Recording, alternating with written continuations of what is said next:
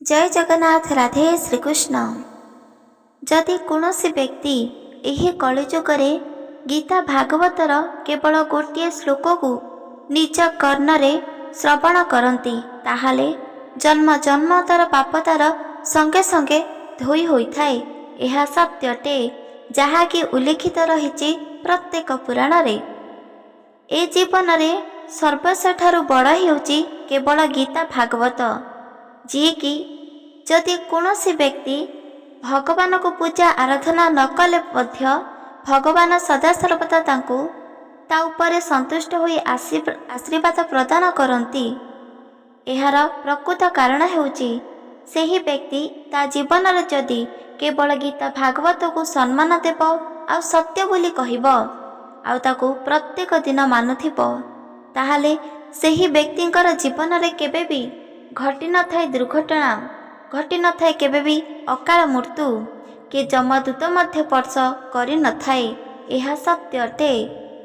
बिना पूजा उपवास व्रतरे मध्य भगवान बहुत संतुष्ट होई आशीर्वाद प्रदान करती। सेथिपाई निहाती भावरे मने रखंतु, जेहेतु आमे 84 जन्म परे एक सुंदर मनुष्य जीवनटीए धारणा करिछंती। आपण माने कौन जानिछंती कि आपण मानक कौन ज्ञात अछि जे कि गत काली किंबा गोटे सप्ताह कि गोटे वर्ष आपण माने पाप कर्म कि पुण्य कर्म करिछंती आपणकर बिल्कुल भी ज्ञात नहीं। किंतु मने रखंतु, जदि एबे ही गोटे मिनिट जदि आपण केवल गीता भागवत को श्रवण करुछंती ताहाले पाप नुह बरम आपणक जीवन रे अनेक पुण्य अर्जन करुछंती। सेही पुण्य बलरे आपणकर सबकिछि कष्ट दुख जंत्रणा धोई होइजिब। सेथिपाई मने रखंतु, जिए कि स्वयं भगवान मध्य एकथा उल्लेखित करिछंती जेतेबेले भागवत जन्म होइथिला सेही समय रे किछिटा भगवानकर भक्त जाई एही भागवत को सत्य मानुछंती आउ ताकू सम्मान देई श्रवण करुछंती भगवानकर एही भागवत वाणी। ता द्वारा ताके आजिक दुनिया रे पूजनीय भावरे स्वीकृत होइछंती। एहार कारण हेउची सेमाने गीता भागवत को श्रवण करुछंती। एहा सत्यटे। जीवन ठारू सबु किछि व्यर्थरे जाइथाए, किंतु एही गीता भागवत को जदि आपण श्रवण करुछंती ताहाले एहा केबे भी व्यर्थ होई न थाए। जेमितिका प्रत्येक पुराण रे उल्लेखित रहिछि, जदि कौनसी व्यक्तिंकर मन न थाए कि पूजा आराधना कला बेले मन ध्यान दे सेमाने पूजा करुनथांती किंबा मनरु भगवान को आराधना करुनाहांती किंतु पूजा करुछंती आउ एही पूजार फल ताकू निहाती भावरे भोगिबाकू पड़िबो।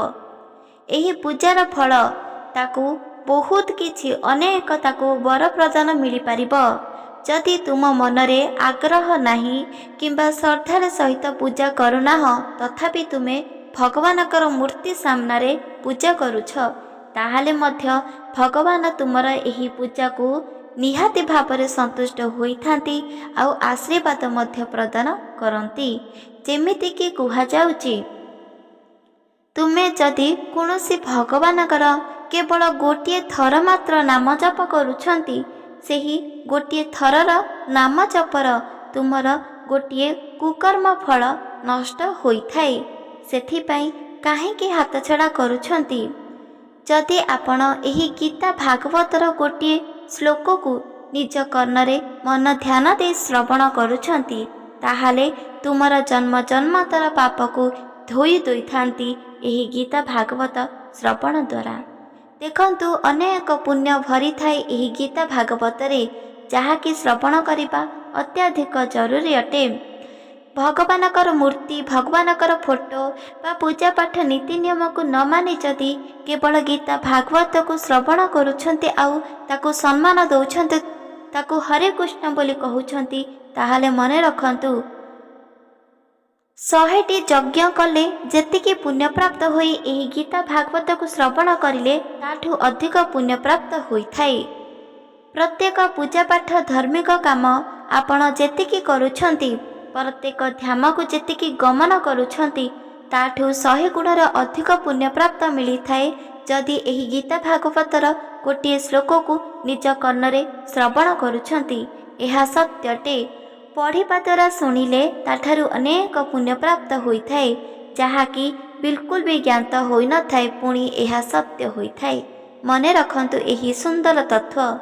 ଚାଲନ୍ତୁ ଜାଣିବା। ଶ୍ରୀମଦ ଭାଗବତ ଗୀତାରେ ଭଗବାନ ଶ୍ରୀକୃଷ୍ଣ ଅର୍ଜୁନକୁ କହିଛନ୍ତି ଏକ ସୁନ୍ଦର ବଚନ। ଏହି ସୁନ୍ଦର ଅମୃତ ବାଣୀ ଶୁଣିବା ଦ୍ୱାରା ଜୀବନରେ ଯେତେ ବି ଦୁଃଖ କଷ୍ଟ ଥିବ ସବୁକିଛିର ଅନ୍ତ ଘଟିବ। ମନେ ରଖନ୍ତୁ। ଚାଲନ୍ତୁ ଜାଣିବା। ଗୋଟିଏ ସୁନ୍ଦର ରାଜ୍ୟଟି ଥିଲା, ଆଉ ସେହି ରାଜ୍ୟ ଭିତରେ ଗୋଟିଏ ରାଜାଟି ଥିଲା। ରାଜା ନାମ ହେଉଛି ସୁଦାମ।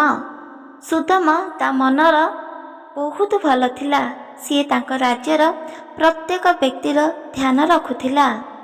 ସେହି ରାଜ୍ୟର ରାଜବାସୀମାନେ ତାଙ୍କ ରାଜା ଅତ୍ୟଧିକ ଭଲ ଦେଖି ତାଙ୍କେ ବହୁତ ଖୁସି ରହୁଥିଲେ, ବହୁତ ଖୁସିରେ ଜୀବନଯାପନ କରୁଥିଲେ। କିନ୍ତୁ ସୁଦାମର ଗୋଟିଏ ମାତ୍ର ଦୁଃଖ ଥିଲା, ଯେହେତୁ ରାଜାମାନଙ୍କ ପାଖରେ କୌଣସି ବି ଦୁଃଖ କଷ୍ଟ ବିଲକୁଲ ବି ରହୁନଥାଏ। କାହିଁକି ନା ତାଙ୍କ ପାଖରେ ଧନ ମୋତି ମାଣିକ ସବୁକିଛି ପରିପୂର୍ଣ୍ଣ ରହୁଥିଲା। ମୁଦ୍ରା ଦେଖି ତାଙ୍କେ ପ୍ରତ୍ୟେକ ସୁଖକୁ କିଣି ପାରୁଥିଲେ। ସୁଦାମର ଗୋଟିଏ ବହୁତ ବଡ଼ ଦୁଃଖ ଥିଲା ବା ବିପଦ ପଡ଼ିଥିଲା। ସେହି ବିପଦ କେବେ ବି କୌଣସି ଧନରତ୍ନ କିମ୍ବା କୌଣସି ମୁଦ୍ରା ଦେଇ କିଣି ପାରୁନଥିଲେ। ଆଉ ସେହି ଦୁଃଖ ହେଲା ତାଙ୍କ ଦେହରେ ଏକ ଅଜଣା ବିମାର ଥିଲା, ଅଜଣା ରୋଗ ଥିଲା। ସେହି ରୋଗକୁ କେତେ ମଧ୍ୟ ଆରୋଗ୍ୟ କରିବା ପାଇଁ ବୈଦିକ ପାଖକୁ ଗମନ କରୁଥିଲେ, କିନ୍ତୁ ତାଙ୍କର ଶରୀରରେ ଲାଗିଥିବା ଏହି ବିମାର ବିଲକୁଲ ବି ତାଙ୍କୁ ଛାଡ଼ି ଯାଉନଥିଲା। ବହୁତ କଷ୍ଟ ପାଉଥିଲେ ସୁଦାମ, କିନ୍ତୁ ତାଙ୍କର ଶରୀର ବିଲକୁଲ ବି ଭଲ ହେଉନଥିଲା। ଏମିତି ଭାବରେ ବହୁତ ଦିନ ଚାଲିଗଲା। ସୁଦାମ ଦେଖିବାକୁ ବହୁତ ସୁନ୍ଦର ଥିଲା। ସୁଦାମ ପ୍ରତ୍ୟେକ ଦୁଃଖୀ ଲୋକଙ୍କୁ ସାହାଯ୍ୟ କରୁଥିଲେ। କେବଳ ଲୋକକୁ ନୁହଁ, ବରଂ ପଶୁ ପକ୍ଷୀକୁ ମଧ୍ୟ ସାହାଯ୍ୟ କରୁଥିଲେ। ତାଙ୍କେ ଭକ୍ତି ମାର୍ଗରେ ମଧ୍ୟ ଥିଲେ, ଭଗବାନଙ୍କୁ ପୂଜା ପାଠ କରୁଥିଲେ, ଜପ ତପ ମଧ୍ୟ କରୁଥିଲେ। କିନ୍ତୁ ବିଲକୁଲ ବି ସୁଦାମ ଭଲ ହେଉନଥିଲେ। ତାଙ୍କ ବାପା ମା ମାନେ ମଧ୍ୟ ଚିନ୍ତିତ ରହୁଥିଲେ। ଯଦି ବାପା ମାର ପୁତ୍ର ବା ପୁତ୍ରୀଙ୍କର ଦେହ ଅସୁସ୍ଥ ଥାଏ, ବାପା ମା ମାନେ ମଧ୍ୟ ବହୁତ ମନ ଦୁଃଖ ରହିଥାନ୍ତି, ବହୁତ କଷ୍ଟ ମଧ୍ୟ କରିଥାନ୍ତି କି ତାଙ୍କ ଦେହ ପୁଣି ଥରେ ଭଲ ହେଇଯାଉ। ଦେଖୁ ଦେଖୁ କାହିଁ କେତେ ବର୍ଷ ଚାଲିଗଲା। ଗୋଟିଏ ରାଜା ସେହି ସୁଦାମ ରାଜା ପାଖକୁ ଆସିଲେ, ଆଉ ତାଙ୍କୁ ସମାଧାନର ବାଟ ଦେଖାଇଲେ, ଆଉ କହିଲେ କି ତୁମେ ଯଦି ଏକ ମନ୍ଦିରକୁ ଗମନ କରିବ, ଆଉ ସେହି ମନ୍ଦିରରେ ପୂଜା ପାଠ ହୋମ ଯଜ୍ଞ କରିବ, ତାହେଲେ ତୁମର ଦେହରେ ଥିବା ଯେକୌଣସି ବିମାର ମଧ୍ୟ ସାଙ୍ଗେ ସାଙ୍ଗେ ଭଲ ହୋଇଯିବ। ମୋ କଥାକୁ ବିଶ୍ୱାସ କର, କାହିଁକି ନା ମୋତେ ଗୋଟିଏ ମୁନି ଋଷି ଏହିସବୁ ରାସ୍ତା ଦେଖାଇଥିଲେ। କୁହାଯାଉଛି କି ବୁଡ଼ି ଯାଉଥିବା ଲୋକ ଯଦି କାଠ ଖଣ୍ଡକୁ ଦେଖାଯାଏ ତାହେଲେ ସିଏ ସାହାରା ବନାଇ ଦିଏ। ଠିକ୍ ସେପରିକା ସୁଦାମ ମଧ୍ୟ ସେହି ବ୍ୟକ୍ତିର ଏହି ଉପଚାରକୁ ବହୁତ ଖୁସି ହେଲେ, ଆଉ ତାଙ୍କେ ରାସ୍ତା ଖୋଜିବାକୁ ଲାଗିଲେ। କେଉଁ ଅରଣ୍ୟର ବହୁତ ବଡ଼ ପାହାଡ଼ ଉପରକୁ ଯାଇ ତାଙ୍କେ ତପସ୍ୟା କରିବେ, ଆଉ ପୂଜା ପାଠ ମଧ୍ୟ କରିବେ। ଦେଖୁ ଦେଖୁ ସୁଦାମକୁ ବହୁତ ବଡ଼ ସେହି ପାହାଡ଼ର ସୁଯୋଗ ସବୁକିଛି ମିଳିପାରିଲା। ସେତେବେଳେ ସୁଦାମ ତାଙ୍କ ରାଜ୍ୟବାସୀଙ୍କୁ କହିଦେଇ ଗଲେ, ଯଦି ତାଙ୍କେ ଫେରିବେ ତାହେଲେ ତାଙ୍କର ହୋଇ ରହିବେ, ଆଉ ଯଦି ନ ଫେରିବେ ତାହେଲେ ତାଙ୍କ ରାଜ୍ୟର ପ୍ରତ୍ୟେକ ବ୍ୟକ୍ତି ବହୁତ ଶାନ୍ତିରେ ରହିବେ। କେବେ ବି କଳହ କରିବେ ନାହିଁ କି ହିଂସା ଗର୍ବ ମଧ୍ୟ କରିବେ ନାହିଁ। ଏମିତି ବୁଝେଇ ସୁଦାମ ବାହାରି ପଡ଼ିଲେ।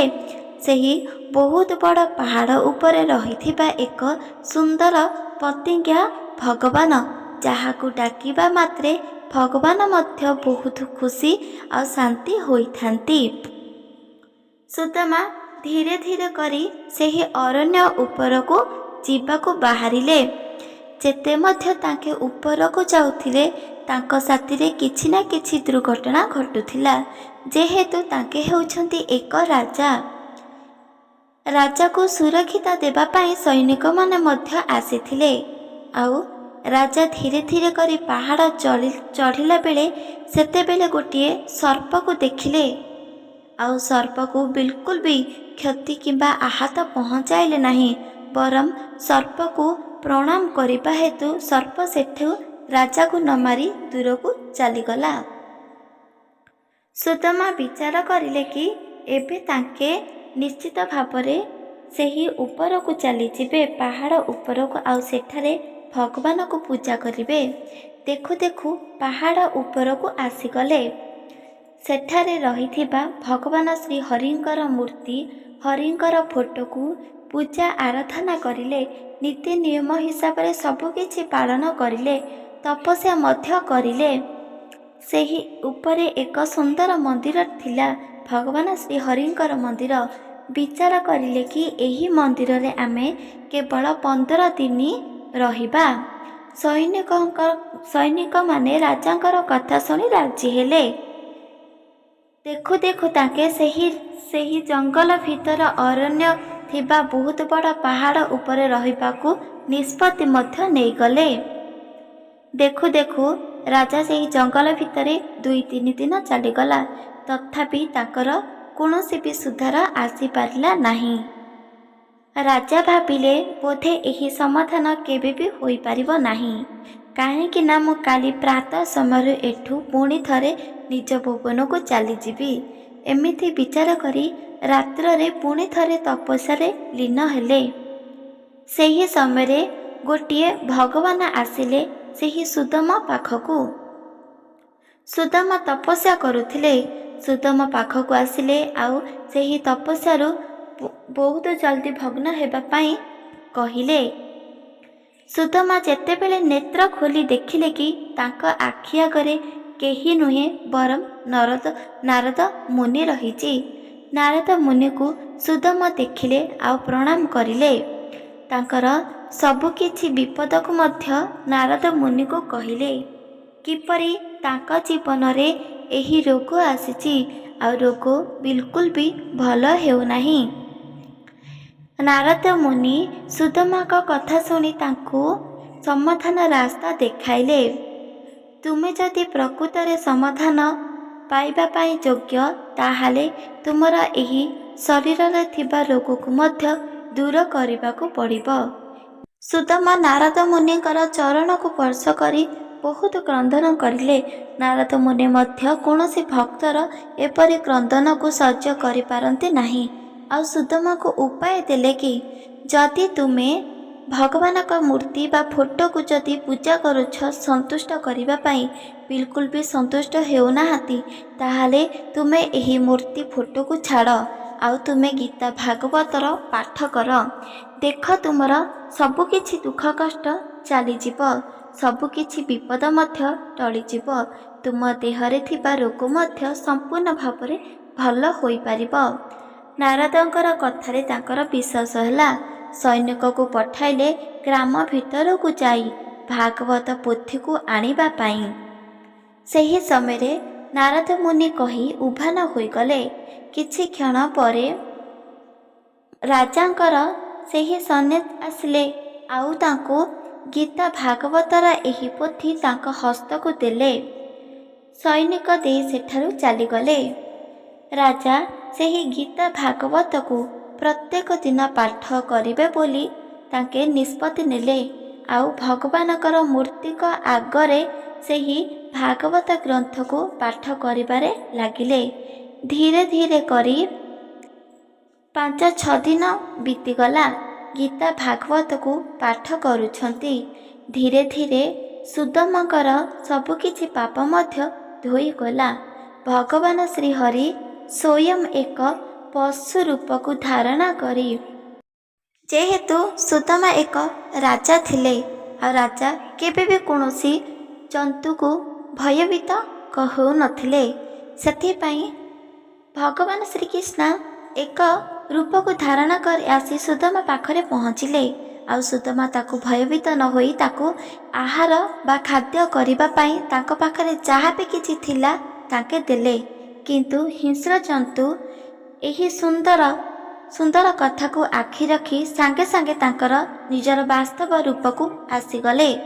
ଭଗବାନ ଶ୍ରୀକୃଷ୍ଣଙ୍କୁ ସ୍ୱୟଂ ନିଜ ଆଖି ଆଗରେ ଦେଖି ସୁଦାମା ବହୁତ ଖୁସି ହୋଇଗଲେ। ଆଉ ଭଗବାନ ଶ୍ରୀକୃଷ୍ଣଙ୍କୁ କହିବାକୁ ଲାଗିଲେ, ହେ ପ୍ରଭୁ, ଯୋଗ୍ୟତା ନାହିଁ ମୋର କି ତୁମକୁ ଦେଖିବା ପାଇଁ, ଯୋଗ୍ୟତା ନାହିଁ ମୋର କି ତୁମକୁ ପ୍ରାପ୍ତ କରିବା ପାଇଁ, କିନ୍ତୁ କେଉଁ ଗୋଟିଏ ଜନ୍ମରେ ବହୁତ କିଛି ପୁଣ୍ୟ ଅର୍ଜନ କରିଥିଲି, ଧାର୍ମିକ କାର୍ଯ୍ୟ ମଧ୍ୟ କରିଥିଲି। ସେଥିପାଇଁ ତ ତୁମକୁ ମୁଁ ନିଜ ନୟନରେ ଦେଖିପାରୁଛି, ନିଜ ହସ୍ତରେ ସ୍ପର୍ଶ ମଧ୍ୟ କରିପାରୁଛି। ହେ ପ୍ରଭୁ, ଆପଣଙ୍କୁ ଦେଖିବା ପାଇଁ ବହୁତ ମହର୍ଷି ତପସ୍ୱୀ ମଧ୍ୟ ବର୍ଷ ବର୍ଷ ଜନ୍ମ ଜନ୍ମ ମଧ୍ୟ ତପସ୍ୟା କରୁଛନ୍ତି, କିନ୍ତୁ ଆପଣଙ୍କୁ ଦେଖିପାରୁନାହାନ୍ତି। କିନ୍ତୁ ମୁଁ ଆଜି ଆପଣଙ୍କୁ ନିଜ ସାମ୍ନାରେ ଦେଖୁଛି। ସେତେବେଳେ ଭଗବାନ ଶ୍ରୀକୃଷ୍ଣ ସୁଦାମାକୁ କହିଲେ, ମାଗି ନିଅ ବର, ଯାହା ବି କିଛି ତୁମେ ମାଗୁଛ। ମନରେ ଥିବା ପ୍ରତ୍ୟେକ କୋହକୁ ମୋ ସାମ୍ନାରେ କୁହ, ଆଉ ସବୁକିଛି ଇଚ୍ଛାକୁ ଏହି କ୍ଷଣରେ ମୁଁ ପୂରଣ କରିବି। ଏମିତି କହି ଭଗବାନ ଶ୍ରୀକୃଷ୍ଣ ସୁଦାମାକୁ କହିଲେ। ଆଉ ସୁଦାମା ଏହି ସବୁ କଥା ଶୁଣି ବହୁତ ଖୁସି ହୋଇଗଲେ। ଭଗବାନ ଶ୍ରୀକୃଷ୍ଣଙ୍କୁ ଦେଖିବା ଦ୍ୱାରା ତାଙ୍କର ସବୁ କିଛି ଇଚ୍ଛା ଦୂରେଇ ଗଲା। ଆଉ ତାଙ୍କେ ଭଗବାନଙ୍କୁ କହିଲେ, ହେ ପ୍ରଭୁ, ମୋ ପୁରା ଶରୀରରେ ଏକ ଅଜଣା ରୋଗ ଥିଲା। ଏହି ରୋଗକୁ ଭଲ କରିବା ପାଇଁ କାହିଁ କେତେ ବର୍ଷ ବର୍ଷ ଧରି ବୈଦ୍ୟଙ୍କ ପାଖକୁ ଗମନ କରୁଥିଲି, କିନ୍ତୁ ତଥାପି କୌଣସି ଲାଭ ହେଉନଥିଲା। ଜଣେ ଏମିତି ବ୍ୟକ୍ତି ମୋତେ ସାହାଯ୍ୟ କରିଥିଲେ କି ଯିଏକି ତୁମକୁ ଦର୍ଶନ କରିବା ପାଇଁ ବା ତୁମର ନାମକୁ ଜପ କରିବା ପାଇଁ ଏତେ ଦୂର ଆସିବା ପାଇଁ। ସେହି ସମୟରେ ମଧ୍ୟ ମୋର କିଛି ବି ଲାଭ ହୋଇନଥିଲା। ସେତେବେଳେ ପର୍ଯ୍ୟନ୍ତ ମୁଁ ଭାବୁଥିଲି ମୋ ଦେହ ସମ୍ପୂର୍ଣ୍ଣ ଭାବରେ ଭଲ ହେଇଯାଉ, ଆଉ ଭଲ ହେବା ପାଇଁ ମଧ୍ୟ ମୁଁ ତୁମକୁ ତପସ୍ୟା କରୁଥିଲି। କିନ୍ତୁ ଏବେ ଆଉ ଇଚ୍ଛା ନାହିଁ ପ୍ରଭୁ, ଯିଏକି ମୋ ଦେହ ସମ୍ପୂର୍ଣ୍ଣ ଭାବରେ ଭଲ ହେଉ। ମୁଁ ଜାଣିପାରିଲି ଯିଏକି ମୋର କିଛି ନା କିଛି କୁକର୍ମ ଫଳ କରିଛି, ସେଥିପାଇଁ ତ ମୋର ଦେହ ଏପରି ଅସୁସ୍ଥ ରହୁଛି। ହେ ପ୍ରଭୁ, ଆପଣ ମୋତେ କୁହନ୍ତୁ, ମୁଁ କେଉଁ ଜନ୍ମରେ କେଉଁ କୁକର୍ମ ଫଳ ଅର୍ଜିତ କରିଛି, ସେଥିପାଇଁ ଏ ଜନ୍ମରେ ମୋତେ ଏସବୁ ଦଣ୍ଡ ଭୋଗିବାକୁ ପଡ଼ୁଛି। ମୋତେ କୁହନ୍ତୁ ପ୍ରଭୁ। ହେ ପ୍ରଭୁ, ଦୟାକରି ଏହି ଗୋଟିଏ ପ୍ରଶ୍ନର ଉତ୍ତର ଦିଅନ୍ତୁ। ସେତେବେଳେ ଭଗବାନ ଶ୍ରୀକୃଷ୍ଣ ସୁଦାମାଙ୍କର ପ୍ରଶ୍ନର ଉତ୍ତର ନିଶ୍ଚିତ ଭାବରେ ଦେଲେ। ଆଉ କହିଲେ କି ଏହି ସଂସାରର ଏକମାତ୍ର ମାୟା, ଯିଏ ଯେମିତିକା କର୍ମ ଅର୍ଜନ କରେ ତାକୁ ଠିକ୍ ସେପରିକା କର୍ମ ଭୋଗିବାକୁ ମଧ୍ୟ ପଡ଼ିଥାଏ। ଯିଏ ଯଦି ପୁଣ୍ୟ ଅର୍ଜନ କରିବ, ଧାର୍ମିକ କାମ କରିବ, ସଦାସର୍ବଦା ସତ୍ୟ କହିବ, ଆଉ ସମସ୍ତଙ୍କୁ ସାହାଯ୍ୟ କରିବ, ଠିକ୍ ସେପରିକା ତାକୁ ପୁଣ୍ୟ ଫଳ ମଧ୍ୟ ପ୍ରାପ୍ତ ହେବ, ଯିଏକି ସେ ତା ଜୀବନରେ କେବେ ବି ସୁଦ୍ଧା ଭାବିନଥିବ। ଆଉ ଠିକ୍ ସେମିତି ଯିଏ ଯଦି କୁକର୍ମ ଫଳ ଅର୍ଜିତ କରିବ, ସମସ୍ତଙ୍କୁ ଦୁଃଖ କଷ୍ଟ ଦେବ, ଆଉ ତା ଜୀବନରେ ରୋଗ ତ ନିହାତି ଭାବରେ ହେବ। ସେ ସମୟରେ ସୁଦାମା ଭଗବାନଙ୍କୁ କହିଲେ, ହେ ପ୍ରଭୁ, ମୋ ଜୀବନରେ ମୁଁ ଏମିତି କେଉଁ କୁକର୍ମ ଫଳ ଅର୍ଜିତ କରିଛି ଯିଏକି ଏ ଜନ୍ମରେ ମୋତେ ଏତେ ବଡ଼ ରୋଗ ହୋଇଛି, ଏ ବିଷୟରେ ମୋତେ କୁହନ୍ତୁ ପ୍ରଭୁ। ଭଗବାନ ଶ୍ରୀକୃଷ୍ଣ କହିଥିଲେ କି ସୁଦାମାକୁ, ହେ ମୋର ଭକ୍ତ, ତୁମେ ଏକ ଜନ୍ମରେ ବହୁତ ବଡ଼ କୁକର୍ମ ଫଳ ଅର୍ଜିତ କରିଥିଲ, ସେଥିପାଇଁ ତ ତୁମେ ଏହି ସବୁ ଦଣ୍ଡକୁ ଭୋଗିବାକୁ ପଡ଼ିବ। ଆଉ ସେହି କୁକର୍ମ ଫଳ ହେଉଛି, ମୋର ଏକ ସୁନ୍ଦର ଭକ୍ତଟି ଥିଲା। ସେହି ଭକ୍ତ ସଦାସର୍ବଦା ମୋତେ ପୂଜା ଆରାଧନା କରୁଥିଲା। ସେହି ଭକ୍ତକୁ ତୁମେ ସଦାସର୍ବଦା ତାକୁ କଷ୍ଟ ଦେଉଥିଲ, ଦୁଃଖ ଦେଉଥିଲ। ମୁଁ ଚାହିଁବି ସତେ ମୋ ଭକ୍ତକୁ ସାହାଯ୍ୟ କରିପାରୁନଥିଲି, ତଥାପି ତୁମେ ତା ଉପରେ ବହୁତ ଅତ୍ୟାଚାର କରୁଥିଲ, ଆଉ ଅଧର୍ମରେ ଚାଲୁଥିଲ। ସେତେବେଳେର ତୁମର ଦଣ୍ଡ ତୁମେ ଭୋଗିନଥିଲ, କାହିଁକି ନା ତୁମର ଅକାଳ ମୃତ୍ୟୁ ହୋଇଥିଲା। ଆଉ ଅକାଳ ମୃତ୍ୟୁ ବଚସେ ତୁମର ସବୁକିଛି ପାପ ଠିକ୍ ସେପରି ରହିଥିଲା। ପୁଣି ଥରେ ତୁମେ ଏକ ମନୁଷ୍ୟ ଜନ୍ମ ନେଲ। ଆଉ ଏହି ମନୁଷ୍ୟ ଜନ୍ମ ନେବାର ଏକମାତ୍ର କାରଣ ଯେହେତୁ ତୁମ ପାଖରେ ସବୁକିଛି ଥିଲା, ଗତ ଜନ୍ମରେ ତୁମ ପାଖରେ କିଛି ବି ନଥିଲା। ଯାହା ତୁମେ ଚାହୁଁଥିଲ ତାହା ତୁମ ପାଖରେ ନଥିଲା। ଯାହା ଚାହିଁନଥିଲ ତାହା ଥିଲା, ଅର୍ଥାତ୍ ତୁମକୁ ଆବଶ୍ୟକତା ଥିଲା ଧନ, ମୋତି, ମାଣିକ, ରତ୍ନ ବା ଭୋଜନ, କିନ୍ତୁ ତୁମ ପାଖରେ ଏସବୁ ନଥିଲା। ତୁମେ ଏକ ବ୍ରାହ୍ମଣ ପରିବାର ଥିଲ, ପୂଜା ପାଠ ଧାର୍ମିକ କାର୍ଯ୍ୟ କରୁଥିଲ, କିନ୍ତୁ ଯେହେତୁ ତୁମେ ଅଧର୍ମ କାର୍ଯ୍ୟ କରୁଥିଲ, ସେଥିପାଇଁ ତୁମେ ଏସବୁ ବିଲକୁଲ ବି ମାନୁନଥିଲ। କିନ୍ତୁ ତୁମ ପିତାମାତା ଏସବୁ କାର୍ଯ୍ୟ କରୁଥିଲେ। ପିତାମାତା ସଦାସର୍ବଦା ସନ୍ତାନକୁ ଆଶୀର୍ବାଦ ପ୍ରଦାନ କରନ୍ତି। ପିତାମାତାଙ୍କର ଅଧା ପୁଣ୍ୟଫଳ ତୁମକୁ ପ୍ରଦାନ ହୋଇଥାଏ, ଯେହେତୁ ତାଙ୍କେ ସଦାସର୍ବଦା ତୁମର ମଙ୍ଗଳ ଚାହିଁଥାନ୍ତି। ସେହି କାରଣରୁ ତୁମକୁ ଏ ଜନ୍ମରେ ଏକ ରାଜା ହୋଇ ଜନ୍ମ ହେଲ। ଆଉ ଏହି ରାଜାର ପ୍ରକୃତ କାରଣ ହେଉଛି ପୂର୍ବ ଜନ୍ମରେ ତୁମେ ଏକ ସୁନ୍ଦର ବଳବାନ ଜୀବତ ଜନ୍ମିତ ହୋଇଥିଲା। ଆଉ ସେତେବେଳେ ଯାହା ଇଚ୍ଛିତ କରୁଥିଲ ତାହା ପାଇନଥିଲ, କିନ୍ତୁ ଏ ଜନ୍ମରେ ତୁମେ ଯାହା ବି କିଛି ଇଚ୍ଛିତ କରିନାହଁ ତାହା ତୁମକୁ ପ୍ରାପ୍ତ ହୋଇଛି, ଅର୍ଥାତ୍ ରାଜା ହେଇଛ। ଆଉ ରାଜା ହେତୁ ଧନ, ମୋତି, ମାଣିକ, ବିଭିନ୍ନ ପ୍ରକାର ଭୋଜନ ମଧ୍ୟ ପ୍ରସ୍ତୁତ ହୋଇଛି କେବଳ ତୁମ ପାଇଁ।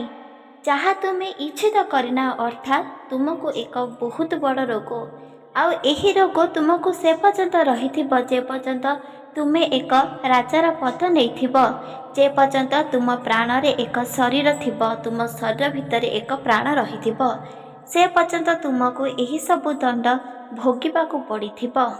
ସେତେବେଳେ ରାଜା ଜାଣିପାରିଲେ ଯିଏକି ଏକ ଜନ୍ମର କୁକର୍ମ ଫଳ ଏ ଜନ୍ମରେ ଭୋଗିବାକୁ ନିହାତି ଭାବରେ ପଡ଼ିବ। ସେତେବେଳେ ଭଗବାନ ଶ୍ରୀକୃଷ୍ଣଙ୍କୁ ପ୍ରାର୍ଥନା କରିଲେ ଆଉ କହିଲେ, ହେ ପ୍ରଭୁ, ଯଦି ପ୍ରକୃତରେ ମୁଁ କାହାକୁ ଅଧର୍ମ କରିଛି, ମୁଁ ଯଦି କାହାକୁ ଦୁଃଖ କଷ୍ଟ ଦେଇଛି, ତାହେଲେ ଏହାର ଦଣ୍ଡ ତ ମୋତେ ଭୋଗିବାକୁ ପଡ଼ିବ। ମୁଁ ଜାଣିପାରିଲି, କିନ୍ତୁ ଏବେ ମୁଁ କହୁଛି, ହେ ପ୍ରଭୁ, ଯେତେଦିନ ପର୍ଯ୍ୟନ୍ତ ଏହି ଶରୀରରେ ଏହି ପ୍ରାଣ ଥିବ, ସେତେଦିନ ପର୍ଯ୍ୟନ୍ତ ସେହି ବିମାର ଶରୀରରେ ଥାଉ, କାହିଁକି ନା ସଦାସର୍ବଦା ମୋତେ ମନ ପକାଇ ତ ଦେବ ନା ମୋ ଜୀବନରେ ମୁଁ କେଉଁ ସବୁ କୁକର୍ମ ଫଳ ଅର୍ଜିତ କରିଛି। ଏମିତି କହି ଭଗବାନ ଶ୍ରୀକୃଷ୍ଣ ପୁଣି ଥରେ ସେହି ସୁଦାମାକୁ କହିଲେ କି ତୁମ ଉପରେ ମୁଁ ବହୁତ ପ୍ରଶ୍ନ ହେଲି, ତୁମ ଉପରେ ମୁଁ ବହୁତ ସନ୍ତୁଷ୍ଟ ହୋଇପାରିଲି। ଏହାର କାରଣ ହେଉଛି ଯେହେତୁ ତୁମେ ଏହି ଗୀତା ଭାଗବତକୁ ପାଠ କରିଛ, ସେଥିପାଇଁ ମୁଁ ତୁମକୁ ଆଶୀର୍ବାଦ କରିବି। ଆଜିଠାରୁ ଏହି ରୋଗକୁ ତୁମକୁ ସହ୍ୟ କରିବାକୁ ପଡ଼ିବ ନାହିଁ। ଆଉ ସବୁଦିନ ପାଇଁ ତୁମେ ବହୁତ ଏକ ସୁନ୍ଦର ସୁସ୍ଥ ମନୁଷ୍ୟ ହୋଇ ଜୀବନ କର। ଆଉ ତୁମ ଜୀବନରେ ସବୁକିଛି ସୁଖ ଶାନ୍ତି ଫେରିଆସୁ। ସେଥିପାଇଁ ତୁମକୁ ମୁଁ ଆଶୀର୍ବାଦ ଦେବାକୁ ଚାହୁଁଛି। ଏମିତି ଆଶୀର୍ବାଦ ଦେଇ ଭଗବାନ ଶ୍ରୀହରି ସେଠାରୁ ଅନ୍ତର୍ଧାନ ହୋଇଗଲେ। ରାଜା ଏହିସବୁ ଆଶୀର୍ବାଦ ନେଲେ ସତ୍ତ୍ୱେ କିନ୍ତୁ ତାଙ୍କ ମନରେ ଖୁସି ଆଉ ଆନନ୍ଦ ନଥିଲା, ଯେହେତୁ ଗତ ଜନ୍ମରେ ତାଙ୍କେ ବହୁତ ବଡ଼ ପାପ ଅର୍ଜିତ କରିଥିଲେ। ସେହି କାରଣରୁ ତାଙ୍କେ ପୁଣି ଥରେ ସେହି ଅରଣ୍ୟରୁ ତଳକୁ ଫେରି ଆସିଲେ। ଆଉ ଗୋଟିଏ ବାବାକୁ ଦେଖା କରିବା ପାଇଁ ଏକ ବହୁତ ବଡ଼ ଅରଣ୍ୟକୁ ଭିତରକୁ ପ୍ରବେଶ କରିଲେ। ସେହି ବାବା ସଦାସର୍ବଦା ତପସ୍ୟାରେ ଲୀନ ରହୁଥିଲେ। ସୈନିକକୁ ପଠାଇ ତାଙ୍କେ ଜାଣିଥିଲେ।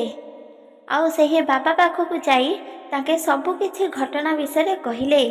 ବାବା ତାଙ୍କୁ ବହୁତ କିଛି ଶିକ୍ଷା ମଧ୍ୟ ଦେଲେ। ଆଉ ଏହି ଶିକ୍ଷା ପ୍ରତ୍ୟେକ ମନୁଷ୍ୟ ଶିଖିବା ଅତ୍ୟଧିକ ଜରୁରୀ ଅଟେ।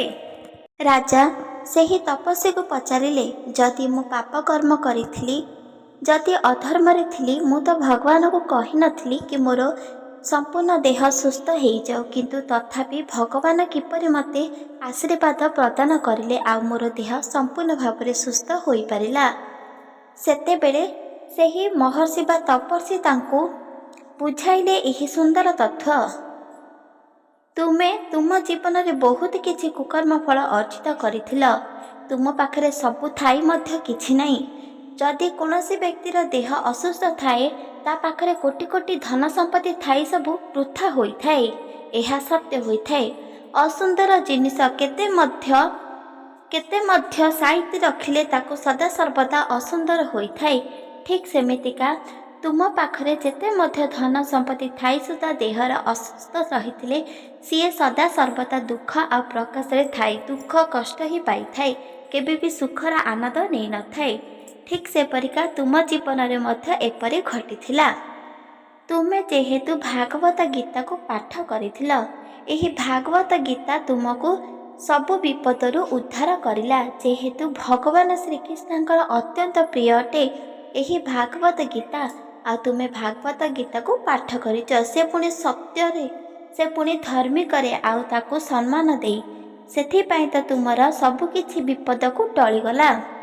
ଭଗବାନ ଶ୍ରୀକୃଷ୍ଣ ସ୍ୱୟଂ ତୁମକୁ ସବୁ ବିପଦରୁ ରକ୍ଷା କରିଲେ, ଆଉ ତୁମ ଶରୀରରେ ଥିବା ଯେକୌଣସି ବିପଦକୁ ମଧ୍ୟ ଦୂର କରିଦେଲେ। ଏସବୁ କଥା ଶୁଣି ସୁଦାମା ବହୁତ ମନ ଦୁଃଖ କରିଲେ, ଆଉ କ୍ରନ୍ଦନ ମଧ୍ୟ କରିଲେ, ଆଉ କହିଲେ କି ହେ ବାବା, ମୁଁ ଆଜି ପରଠୁ ପ୍ରତ୍ୟେକ ବ୍ୟକ୍ତିଙ୍କୁ ସାହାଯ୍ୟ କରିବି, ଧର୍ମ ରାସ୍ତାରେ ଯିବି, କେବେ ବି କାହାକୁ କଷ୍ଟ ଦୁଃଖ ଦେବି ନାହିଁ। ତାହେଲେ ମୋର ସବୁକିଛି କୁକର୍ମ ଫଳ କ'ଣ ଟଳିଯିବ? ସେତେବେଳେ ସେହି ତପସ୍ୱୀ କହିଗଲେ କି ଯଦି ତୁମେ ସତରେ ଏସବୁ କାର୍ଯ୍ୟ କରିବା ପାଇଁ ଇଚ୍ଛୁତ କରୁଛ, ତାହେଲେ ତୁମକୁ କେବଳ ଗୀତା ଭାଗବତକୁ ପାଠ କର, ପ୍ରତ୍ୟେକ ବ୍ୟକ୍ତିଙ୍କୁ ସାହାଯ୍ୟ କର, ଧର୍ମ ରାସ୍ତାରେ ଯାଅ। ଦେଖ, ତୁମର ଏ ଜନ୍ମରେ କ'ଣ 84 ଜନ୍ମ ପର୍ଯ୍ୟନ୍ତ କୌଣସି ବିପଦ ତୁମକୁ ସ୍ପର୍ଶ କରିପାରିବ ନାହିଁ। କୌଣସି ବି ଜନ୍ମ ନେଇ ଏହି ସଂସାରରେ ଜନ୍ମିତ ହୋଇପାରିବ ନାହିଁ, ଆଉ ଭଗବାନ ଶ୍ରୀକୃଷ୍ଣଙ୍କ ପାଖରେ ସଦା ସର୍ବଦା ମଧ୍ୟ ରହିପାରିବ। ସେଥିପାଇଁ ତୁମେ ଚେଷ୍ଟା କର କି ପ୍ରତ୍ୟେକ ଦିନ ଭାଗବତ ଗୀତାକୁ ପାଠ କରିବା ପାଇଁ। ବାବାଙ୍କର ଏହି ସୁନ୍ଦର ତଥ୍ୟ ଶୁଣି ପ୍ରଣାମ କରି ନିଜ ଭୁବନକୁ ଆସିଗଲେ। ସେହିଦିନଠାରୁ ସୁଦାମ ରାଜା ପ୍ରତ୍ୟେକ ବ୍ୟକ୍ତିଙ୍କୁ ଏପରି ଆଦେଶ ଦେଲେ କି ପ୍ରତ୍ୟେକ ଘରେ ଘରେ ଗୀତା ଭାଗବତ ପାଠ ହେବ, ଆଉ ତାଙ୍କ ମହଲରେ ତ ବହୁତ ବଡ଼ ଉତ୍ସବ ପରିକା ହେବ। ଗୀତା ଭାଗବତ ଗ୍ରନ୍ଥ ପ୍ରତ୍ୟେକ ବ୍ୟକ୍ତି ପାଠ କରିବେ, ଶ୍ରବଣ କରିବେ, ତାହେଲେ ମଧ୍ୟ ତାଙ୍କର ସବୁକିଛି ବିପଦ ଟଳିଯିବ। ରାଜାଙ୍କର ଆଦେଶ କୌଣସି ବ୍ୟକ୍ତି ମଧ୍ୟ ଟଳି ଦେଇପାରିବେ ନାହିଁ। ସେହି ଦିନଠାରୁ ସେହି ରାଜ୍ୟରେ ଗୀତା ଭାଗବତ ପାଠ କରାଗଲା, ଆଉ ପ୍ରତ୍ୟେକ ବ୍ୟକ୍ତି ବହୁତ ଖୁସିରେ ରହିଲେ। ଭଗବାନ ଶ୍ରୀକୃଷ୍ଣଙ୍କର ଏହି ସୁନ୍ଦର ବାଣୀ କେବଳ ଭାଗବତ ଗୀତାରେ ନୁହେଁ, ବରଂ ପଦ୍ମ ପୁରାଣରେ ମଧ୍ୟ ଉଲ୍ଲେଖିତ ରହିଛି, ଯାହାକି ପ୍ରତ୍ୟେକ ବ୍ୟକ୍ତି ପଢ଼ିବା ଉଚିତ ଅଟେ। ଏହି ଗୋଟିଏ କଥା ଯେ କି ଗୀତା ଭାଗବତ ନିଜେ ପାଠ କରିଲେ ଆଉ ଶ୍ରବଣ କରିଲେ ତାଙ୍କର ସବୁକିଛି ଦେହର ବିମାର ଟଳିଗଲା। ତାହେଲେ ମନେ ରଖନ୍ତୁ, ଯେତେ ମଧ୍ୟ ବଡ଼ରୁ ବଡ଼ ବିପଦ ଥାଉ ନା କାହିଁକି, ତାହା ମଧ୍ୟ ଟଳିଯିବ ଯଦି ଗୀତା ଭାଗବତକୁ ପାଠ କରିବ। ଶ୍ରବଣ କରିବା ଦ୍ୱାରା ବହୁତ କିଛି ପୁଣ୍ୟ ପ୍ରାପ୍ତ ମଧ୍ୟ ମିଳିଥାଏ, ଏହା ସତ୍ୟ ଅଟେ। ଜୀବନରେ ସବୁକିଛି ସତ୍ୟ, କେବଳ ଏହି ଗୀତା ଭାଗବତ ତାଠାରୁ ଅଧିକ ସତ୍ୟ। ସେଥିପାଇଁ ଏହାକୁ ମନେ ରଖନ୍ତୁ। ଯଦି ତୁମ ଦ୍ୱାରା କିଛି ଭୁଲ ହୋଇଯାଇଛି, ଅଜାଣତରେ କୌଣସି ପାପକର୍ମ କରିଛନ୍ତି ଯାହାର ଜ୍ଞାନ ତୁମ ପାଖରେ ନାହିଁ, ତାହେଲେ ଏବେଠାରୁ ଆପଣ ଗୀତା ଭାଗବତକୁ ଶ୍ରବଣ କରନ୍ତୁ। ଶ୍ରବଣ କରିବା ଦ୍ୱାରା ମଧ୍ୟ ବହୁତ କିଛି ପୁଣ୍ୟ ପ୍ରାପ୍ତ ହୋଇଥାଏ, ସବୁକିଛି ବିପଦ ମଧ୍ୟ ଟଳି ଯାଇଥାଏ। ସେଥିପାଇଁ ଏହି ଗୀତା ଭାଗବତକୁ ଏବେଠାରୁ ଶ୍ରବଣ କରନ୍ତୁ। ଦେଖୁ ଦେଖୁ ସବୁକିଛି ବିପଦ ଟଳିଯିବ। ଏହି ଗୀତା ଭାଗବତରେ ବହୁତ କିଛି ଜ୍ଞାନ ଉଲ୍ଲେଖିତ ରହିଛି, ଯାହାର ଗୋଟିଏ ମାତ୍ର ଶ୍ଲୋକ ଶ୍ରବଣ କରିବା ଦ୍ୱାରା ସବୁକିଛି ବିପଦର ଅନ୍ତ ଘଟିଥାଏ, ଏହା ସତ୍ୟ ଅଟେ। ଆପଣମାନଙ୍କୁ ଏହି ସୁନ୍ଦର କଥା କିପରି ଲାଗିଲା କମେଣ୍ଟ ମାଧ୍ୟମରେ ନିଶ୍ଚିତ ଭାବରେ ଜଣାଇ ପାରିବେ। ଭିଡ଼ିଓ ଯଦି ଆପଣମାନଙ୍କୁ ଭଲ ଲାଗିଛି ଚ୍ୟାନେଲକୁ ସବସ୍କ୍ରାଇବ୍ କରିଦେବେ, ଲାଇକ୍ କରିଦେବେ, କମେଣ୍ଟ କରିଦେବେ। ରହୁଛି। ଜୟ ଜଗନ୍ନାଥ, ଜୟ ମା ଲକ୍ଷ୍ମୀ, ଜୟ ଶ୍ରୀକୃଷ୍ଣ। ରାଧେ ରାଧେ ରାଧେ ରାଧେ ଶ୍ରୀକୃଷ୍ଣ।